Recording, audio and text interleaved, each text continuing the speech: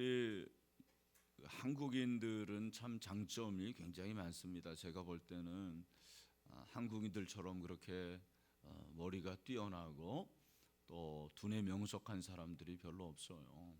그래서 우리나라 그 국민들의 IQ가 전 세계에서 한 3위 안에 든다고 그렇게 말하지 않습니까? 근데 우리는 고난을 많이 받은 민족이어서 그게 좀 얼굴에 써 있는 것 같아요. 그래서 여러분들은 여러분들의 얼굴을 잘 못 보시잖아요.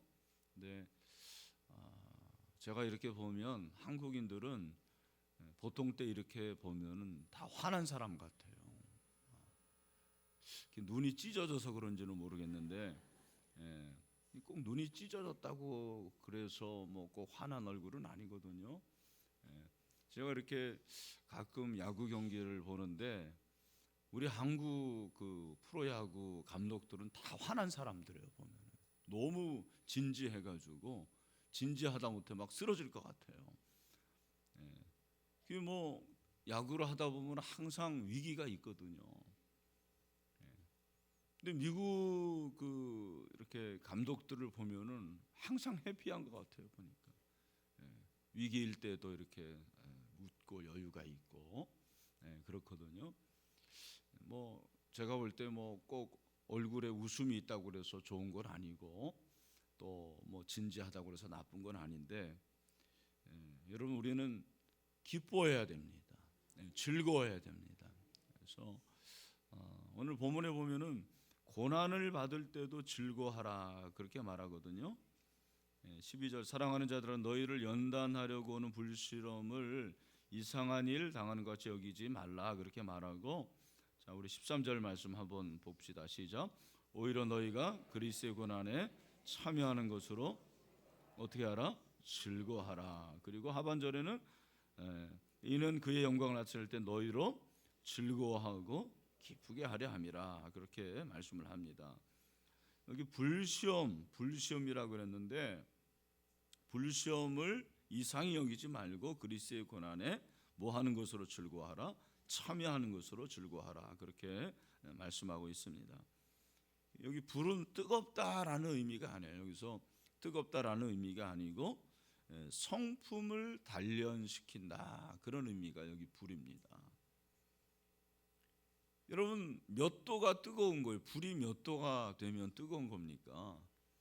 제가 볼 때 100도 이상이면 다 뜨거운 거예요.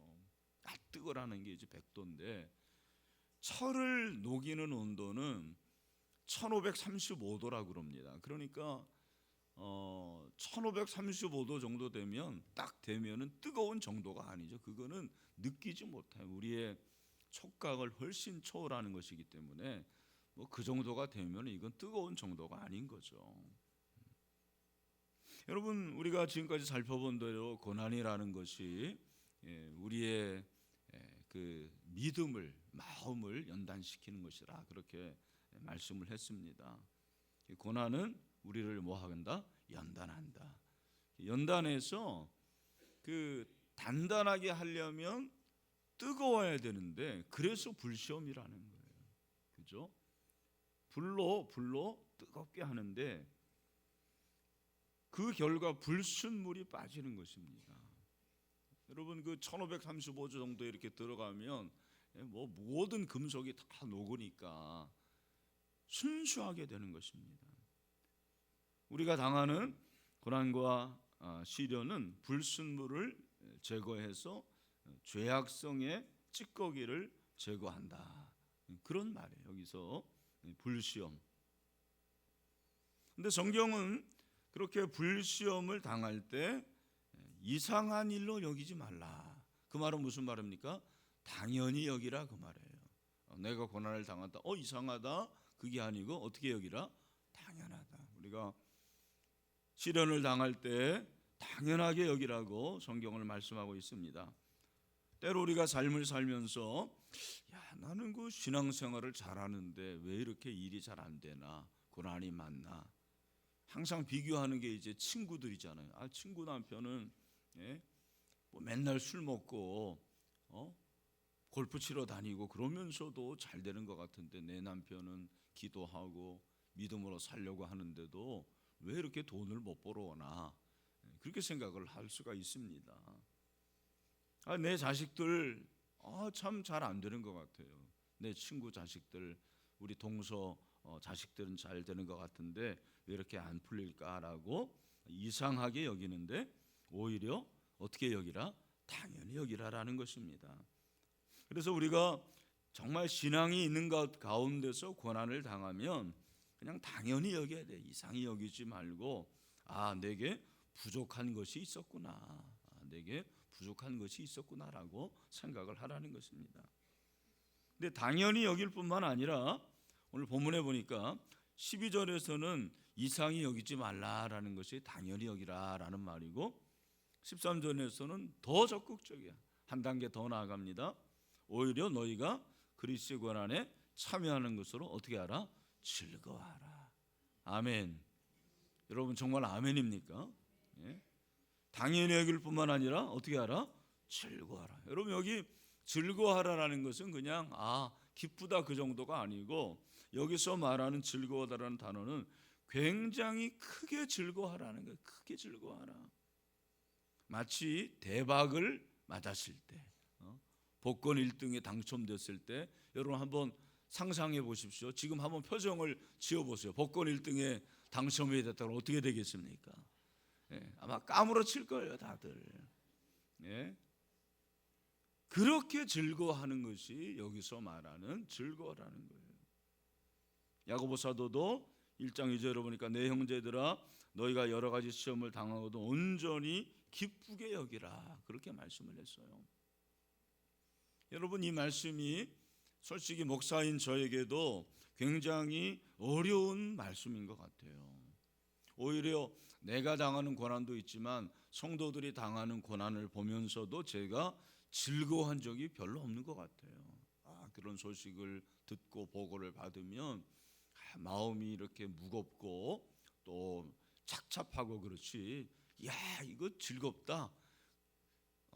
아마 여러분이 나를 오해할 것 같아요. 여러분이 그렇게 고난의 소식을 전했는데 제가 그 자리에서 아이고 할렐루야 막 그러면은 우리 목사님 좀 이상하다, 그렇게 생각할 거예요. 근데 오늘 본문에 보면 그게 어떻게 해요? 당연하다라는 거예요. 참 어려운 얘기죠. 왜 그러냐?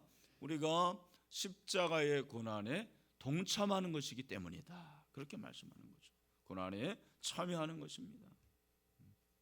그러니까 여러분, 예수님 때문에 우리가 가난해지고, 예수님 때문에 결혼도 못하고, 예수님 믿는 것 때문에 직장에서 조롱당하고 승진을 못하는 거, 그것을 이상하게 여기지 말라는 거예요.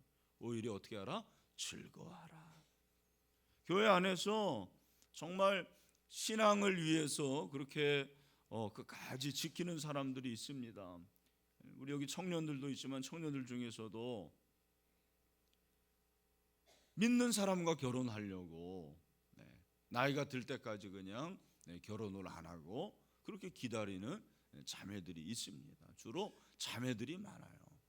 왜냐하면 이 교회 안에서는 여초 현상이고 특별히 청년부는 더 그렇습니다. 믿음 있는 형제들이 참 많이 없어요. 근데 믿음 있는 자매들이 많아요. 그래서 믿음 있는 형제, 좀 괜찮은 형제들은 경쟁률이 100대 1 정도는 됩니다. 아니 1000대 1도 돼요. 1000대 1. 그러니까 저 같은 사람이 청정구가 한 10,000대 1 정도 되는 거예요, 제가 가면. 그러니까 제 아내가 저하고 결혼했다는 축복이죠, 축복. 여러분 예수 믿는 것 때문에 그렇게 할 때 어떻게 하라? 즐거워하라는, 즐거워하라. 그것 자체만으로도 그리스도의 고난에 동참하는 것이다, 그렇게 말하고 있습니다. 그래서 그리스도의 이름으로 치욕을 당하면 오히려 그것이 뭐다? 복이 된다라고 말씀하는 거예요. 그리스도의 이름으로 고난을 받으면 하나님께 뭐를 돌리는 것이다? 영광을 올려 돌리는 것이다. 마태복음 5장 11절 12절에서 예수님께서 그렇게 말씀하시죠. 우리 같이 읽읍시다. 시작. 나로 말미암아 너희를 욕하고 박해하고 거짓으로 너희를 거스려 모든 악한 말을 할 때에는 너희에게 복이 있나니 기뻐하고 즐거워하라. 하늘에서 너희의 상이 큽니다. 너희 전에 있던 선지자들도 이같이 받게 하였느니라. 아멘. 여러분, 왜 고난 받는 것이 즐거움인가? 왜 고난을 받을 때 즐거워해야 되는가라는 것에 대해서 오늘 성경이 우리에게 말씀하시는데, 그것이 무엇이냐면 고난을 받으면 그 자체가 하나님의 임재를 체험할 수 있는 기회가 되기 때문이다. 그렇게 말하는 것입니다. 여러분, 오늘 본문에 보면 14절에 너희가 그리스도의 이름으로 치욕을 당하면 뭐가 있다고 그래요? 복이 있다. 복이 있다. 그래서 영광의 영 곧 하나님의 영이 너희 위에 계심이라. 아멘. 여러분, 고난을 당하면 우리 위에 누가 계시냐면 하나님의 영이 계십니다. 하나님의 영이 우리 위에 계십니다. 그것이 바로 임재예요, 임재. 우리가 구약 성경에서 알고 있는 쉐키나, 그 쉐키나가 임하는 그것이 하나님의 임재가 쉐키나인데, 하나님의 임재를 눈으로 볼 수 있는 그때가 언제냐면 고난을 당할 때라는 거예요. 우리가 생각할 때 하나님의 임재는 언제 체험을 하나요? 예배 드릴 때 하나님의 임재를 체험합니다. 할렐루야. 기도할 때 체험합니다. 찬양할 때 체험합니다. 은혜 받을 때 체험합니다. 그런데 고난을 받을 때 하나님의 임재가 체험이 된다라는 거예요. 제가 이 말씀을 보면서 참, 그렇구나. 새로운 걸 깨닫게 하셨어요. 내가 하나님으로 인해서 예수 그리스도의 이름으로 고난을 받은 그때 뭐가 임한다? 하나님의 임재가 임하는 것입니다. 그래서 하나님께 영광을 올려 드릴 수가 있습니다. 스데반이 그런 사람이죠. 스데반이 예수님 때문에, 믿는 것 때문에 그렇게 고난을 당하고 죽습니다. 돌에 맞습니다. 그런데 사도행전 7장 55절 56절을 보니까 스데반이 성령 충만하여 하늘을 우러러 주목하여 하나님의 영광을 및 예수께서 하나님 우편에 서신 것을 보고 말하되 보라, 하늘이 열리고 하나님 인자가 하나님 우편에 서신 것을 보노라 한대. 아멘. 하나님의 임재를 체험하는 거예요. 예수 때문에, 복음 때문에, 믿음 때문에 돌맞는 그때에 하나님의 임재를 체험하게 됩니다. 그래서 하나님께 영광을 올려드릴 수 있는 거예요. 우리가 하나님께 영광을 돌리는 것이 보통 좋은 일이라고 생각합니다. 그래서 내 자녀가 명문대학 가면 하나님께 영광 올려드립니다. 근데 여러분, 떨어지면 어떡합니까? 감사헌금도 안 하죠. 대학 입학 떨어져가지고 감사헌금을 하는 부모 내가 별로 못 봤습니다. 여러분, 대상 받아야지 하나님께 영광 돌린다고 그러잖아요. 모든 영광은 하나님께 올려드립니다. 잘 돼야지 우리가 하나님께 영광 올려드리가는데, 오늘 본문에 보면 오히려 그것이 아니라는 거예요. 우리의 생각이 참 잘못됐어요. 교회에서 늘 그래서 잘 되면은 그냥 하나님께 영광이고, 안 되면은 하나님의 얼굴을 가리우는 것이다, 그렇게 얘기도 하는데 오늘 본문에 보면 그건 아니에요. 오히려 우리는 고난 가운데서 하나님의 임재를 체험하면 그것이 하나님께 영광이 되는 줄로 믿습니다. 그래서 로마서 8장 17절 18절에 보면 사도 바울이 우리에게 말씀을 하고 있습니다. 뭐라고 말합니까? 다 같이 시작. 자녀면 또한 상속자 곧 하나님의 상속자요 그리스도와 함께한 상속자는 우리가 그와 함께 영광을 받기 위하여 모두 고난도 함께 받아야 할 것이니라. 아멘. 그 다음에 뭐라고 해요? 생각하던대 현재 고난은 장차 우리에게 나타날 영광과 비교할 수 없도다. 아멘. 현재 고난을 통해서 하나님께서 영광을 나타내실 줄로 믿습니다. 이걸 깨달으니까 놀라운 거예요. 여러분 놀랍지 않습니까? 놀라운 표정 좀 지어보세요 좀. 저는 정말 이걸 생각하니까 놀라운 거야. 고난 가운데서 하나님의 임재를 체험하고 그 가운데서 하나님께 영광을 올려드릴 수가 있구나. 아멘. 그렇게 될 줄로 믿습니다. 근데 왜 우리가 아멘이 안 되냐면 고난이 두 가지가 있어요. 근데 그 고난이 두 가지가 뭐냐면 15절 16절에 보니까 너희 중에 누구든지 살인이나 도둑질이나 악행이나 남의 일을 간섭하는 자로 고난을 받지 말라. 자기가 잘못해가지고 고난을 받아놓고서는 그걸 하나님께 막 돌리는 거예요. 제가 정말 답답한 게 이 15절에 해당되는 사람들이에요. 성도들 중에서 자기가 잘못해서 고난받는 사람들 많아요. 여러분 그건 하나님께 영광을 돌리는 게 아니에요. 내 잘못으로 인해서 고난받아 놓고서는 왜 하나님이 막 이렇게 나를 미워하시느냐, 왜 하나님이 나에게 이렇게 하시느냐, 그러지 마세요. 그건 여러분의 잘못이에요. 회개하면 되는 거예요. 우리가 회개하면 하나님께서 용서해 줄 줄로 믿습니다. 근데 그리스도의 이름으로서 당하는 고난이 있다라는 거예요. 예수님 때문에, 신앙 때문에, 믿음 때문에, 거룩한 이름 때문에 당하는 고난, 그 고난이 있다라는 거죠. 정말 불신난 병 가운데서도 믿음을 지키려 하고, 부당한 대우 가운데서도 믿음을 지키려 하는 성도들이 참 있습니다. 이 세일에도 여러분 제가 들어보니까 새벽 한두 시까지 그렇게 일하고 나오는 그런 우리 30대 40대들이 있어요. 참 우리 직장이 보통이 아니거든요. 야, 그 믿음 얼마나 놀라운 믿음입니까? 제가 힘들다고 그러는데 여러분 저 안 힘들어요. 여러분 힘들다고 그러면 알았어요. 내가 그런 형제들 얘기 들어보면 나는 신선노름하고 있구나. 나 다른 거 안 하고 이것만 하잖아요. 근데 직장 나가서 그렇게 새벽 한두 시까지 일하고 한 두세 시간 눈 붙이고 이 자리에 와서 기도하는 그런 형제들을 보면은 내가 그걸 생각하면은 내가 할 말이 없는 거예요. 하나님께서 은혜를 줄로 믿습니다. 그러면서 고난 당할 때 하나님을 의탁하라 그렇게 말씀하는 거예요. 19절 말씀이죠. 우리 다 같이 읽읍시다. 시작. 그러므로 하나님의 뜻대로 고난을 받는 자들은 또한 선을 행하는 가운데 그 영혼을 미쁘신 창조주께 의탁할지어다. 아멘.